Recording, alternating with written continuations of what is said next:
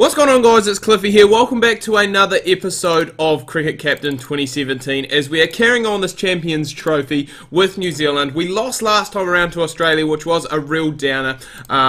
And if you haven't seen that video, make sure you go and check it out now. The support for that was absolutely crazy. Let's aim for something like 50 likes on this video. Make sure to smash that thumbs up button if you want to continue seeing Cricket Captain 2017 content coming your guys' way at a rapid rate. Also, remember, if you are new, please do hit that subscribe button. Returning subscribers, make sure you hit the bell beside that subscribe button. That way you are notified whenever I go live. Keeps you a part of the notification squad.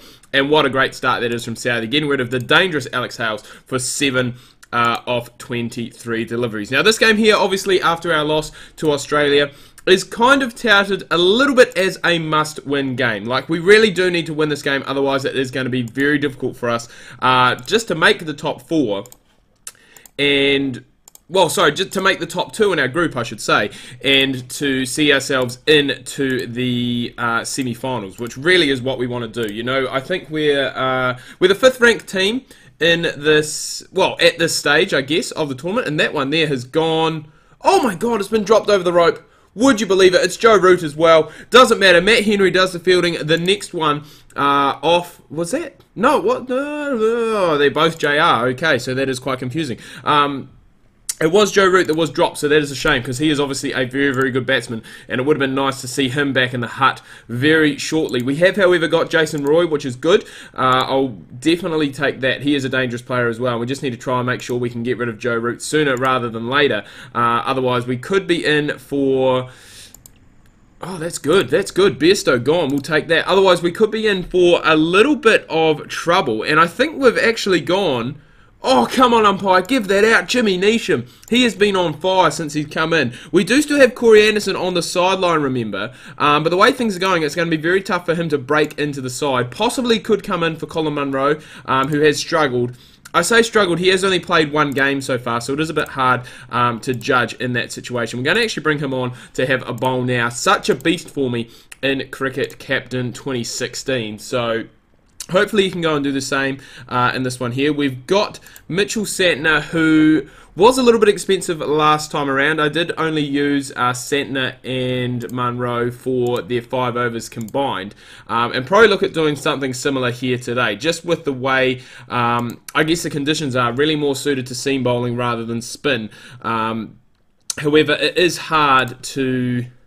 well, it's really tough, you know, to use Munro for a full 10 overs. He's not as OP in this as he was in 2016 version of the game.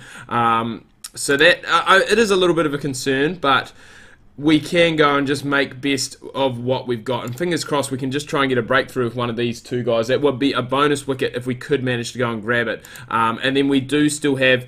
obviously the quartet of Neesham, Matt Henry, Trent Boult and Tim Southee, and that's perfect. That's just what I wanted. So Munro gets the breakthrough.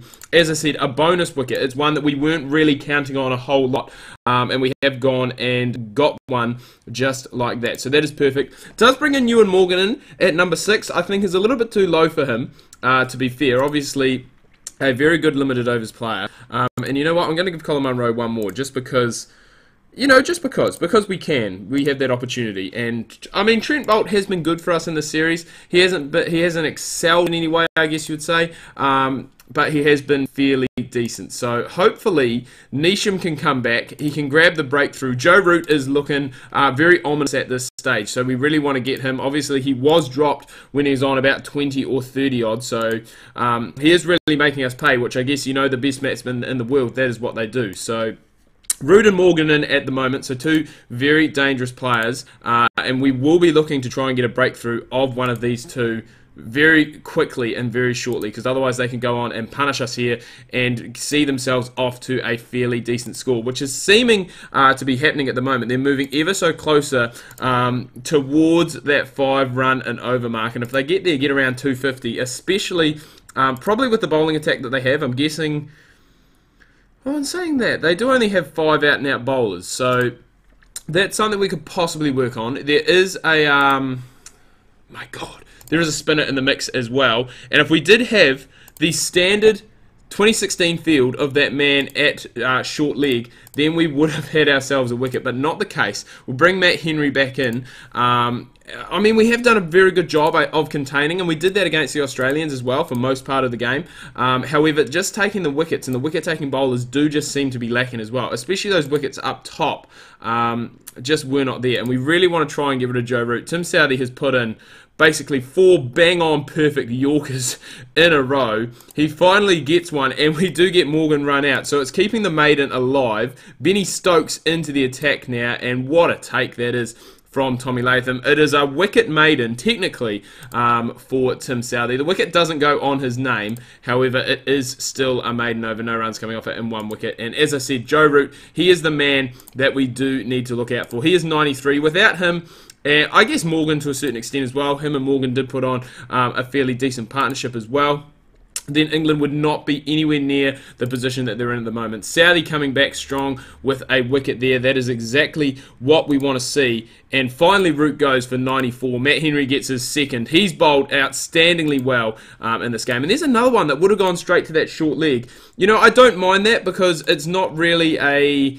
You know, you very rarely see that in a one-day field, you know, a guy with a short leg on a defensive field. So, pretty happy that hit has been changed up. And what a ball that is from Southee. He has really got it to move around today. And he has been the pick of the bowlers, it must be said. Just bowling absolutely outstanding. He's got 3 for, and I think he finishes with 3 for 31. Matt Henry, 2 for 49. And it is going to be still... I'm going to say this is going to be a tough wee chase actually to go and get with the conditions the way they are, and still needing about 4.6 and over. And it's not going to help that we have gone and lost Guptill very early on in the piece, and that is not what we want. So I think we just really need to go and try and play through these power play overs, and just try and, oh my God, Tommy Latham, what are you doing? What are you doing? And really just try and get... Well, I guess just stay with the run rate and then pick it up towards the middle overs, which hopefully we can do, especially with Williamson coming off 100 in the last game. And Ross Taylor, we know how much of a solid... oh my God, Kane Williamson, what are you doing? We know how much of a solid bat he is. But this is looking as though New Zealand are basically pulling... this, I guess, the same tactic that they did in the World Cup proper. I think we were rained out against Australia, lost against England, and then lost against Bangladesh as well. So didn't pick up a single win in the tournament. And things are looking that way at the moment, unless we can get a good partnership between these two. This is a big chance for Henry Nicholls really to stand up and make that number 5 position his own. You know, with Corey Anderson coming back, possibly a guy who could be batting in that number 5 spot, and gives you an extra option with the ball as well. So this is a big opportunity for him really to stand up, to show him, not necessarily as a senior player in the side, because he is still very young in his international career, but to see him prove himself and have that opportunity to play a match-winning partnership, I guess you would say. It is 50 for Ross Taylor, so that's what we need. Senior players standing up, especially after the Kane Williamson debacle that he had with the bat. So fingers crossed we can go and, oh my God, carry on. I can't believe that didn't edge. I thought that was going to be an edge. Wasn't the case. I'm going to put the aggression up just slightly, just because we are starting to get a little bit away from the required run rate. It shot up to 5, which still, in limited overs cricket, is nothing to be afraid of, especially with wickets left in hand. But I do just want to take a little bit of pressure off Henry Nicholls. He's only striking at about 50 at the moment. Well, he was 50 exactly before this over. So just want to take a bit of the pressure off him, knowing that he doesn't have to go out and try and smash everything around. You know, when you need only 5 and over, it's basically only just the one boundary that you need in the over, and then you are done and dusted. So anything else extra that you get really is a bonus going on to the next over, and that is going to help. 6 runs, 6 beautiful runs from Henry Nicholls, and that has gone and brought up his 50 as well. So this is a great partnership that the left and right-handed Ross Taylor and Henry Nicholls are putting on. However, I did say we do need to be careful that run rate is getting up towards 6. We do still have our hitters left to come, though, which is good. We do still have Munro, Neesham, Santner, who, in my liking, or in my theory, weren't really used properly, I guess, in the Champions Trophy for New Zealand. You know, this is going back a little bit now. We're getting towards the end of the Women's World Cup, but really, I just don't think they were used properly. They didn't have the platform to go and, I guess, excel off, you know. when you look at New Zealand, when you look at the likes of Munro, Anderson, Neesham, Santner, all 4 of those guys, very, very good batters, very aggressive batters as well, guys that can take the game away from you. We do see the back of Henry Nicholls for a very well made 72 off 93. Great knock, obviously, in the conditions that we were in. He really needed to go out. He stepped up his run rate, he stepped up his strike rate towards the back end, and really did play a good support role to Ross Taylor, who has moved on to 95. He is closing in on that 100 for him, and that is exactly what I want to see. I want to see my C players standing up. Obviously, Martin Guptill didn't do it today with that duck that he got, and I think Taylor probably has gone and picked it up there with that 6. He took the first ball off this Rashid over, but he is just going to town. He's going ham at the moment, and it is looking as though New Zealand are going to come back. They do just need 5 runs off the last 5. Ross Taylor currently 108 not out. He is going to hit the winning runs, finish 113 off 135, and Munro 18 off 20. That is exactly what we want to see him doing towards the back end of the innings. Ross Taylor getting that man of the match for his 113 not out. New Zealand beat England by 6 wickets, and what that does to the table, as we can see, it does still see us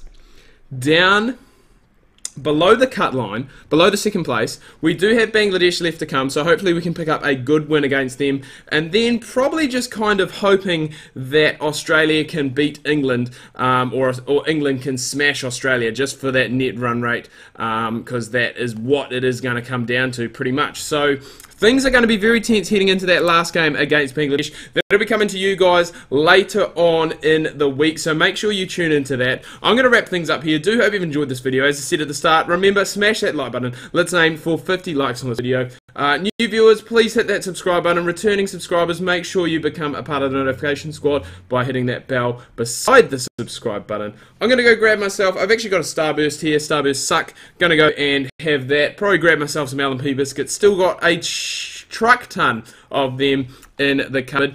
Until next time, guys, ka kite anoa. See you soon.